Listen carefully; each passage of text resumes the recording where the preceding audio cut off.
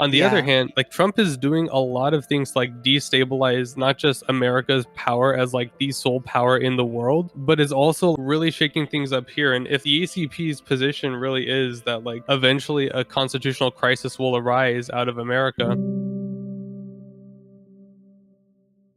one thing I've always maintained is that Trump has been, by and large, the like president of the working class in a sense. Like Mm-hmm. the average person sees something in him they don't see in a lot of other politicians. As much as the left wants to say, "Oh, well, this would be less bad, that would be less bad if like Kamala had won the election." On the other Yeah. hand, like Trump is doing a lot of things like destabilize not just America's power as like the sole power in the world, but is also really shaking things up here. And if the ACP's position really is that like eventually a constitutional crisis will arise out of America and that'll lead to civil war, I'm sorry to tell you, Kamala Harris is not going to lead to that. The Yeah. only correct position then would be someone like Trump, who's just going to say, screw it, we're like, we're doing whatever we want. You know what I mean? Funnily enough, I remember a lot of leftists preceding the election, not ACP leftists, because I wasn't quite Right. informed of them at the time, but I noticed a lot of leftists would say things like, I'm not voting, it's like a loss either way. But I wonder if there were any,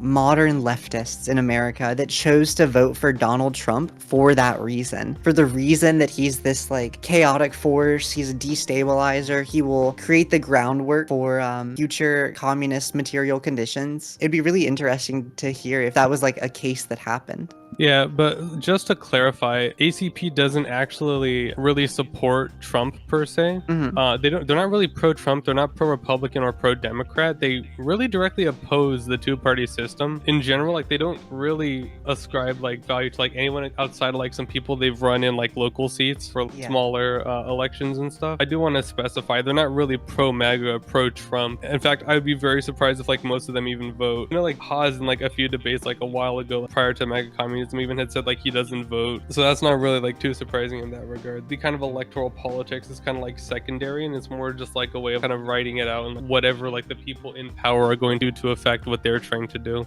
Yeah. To return back to kind of some of their core thought in general, like their whole perspective on Marxism-Leninism is what they would call Marxism-Leninism unified tendency, I believe is the name they gave it, which refers, instead of referring to like a specific variant of Marxism-Leninism, like, oh, we're Soviet Marxist-Leninists, we're Maoists, we're whatever. The Marxist-Leninists, they're pro-Sino on the Sino-Soviet split, and they still ascribe like a value to like all the actually existing communist countries that align with Marxism-Leninism. And I don't think it just extends to that. Other ones that were socialist or communist but weren't really Marxist-Leninist, I don't know if Allende would count as like an example of that in Chile. I also don't know if they are wholly backing Allende either, because he was kind of short-lived. But other countries, like basically actually existing socialist countries, are like what they back kind of as a rule. So like even the more kind of heterodox ones like the DPRK, they get kind of a pass too, also because more so than like representing Marxism-Leninism in a specific form, they represent a reaction against the American power. So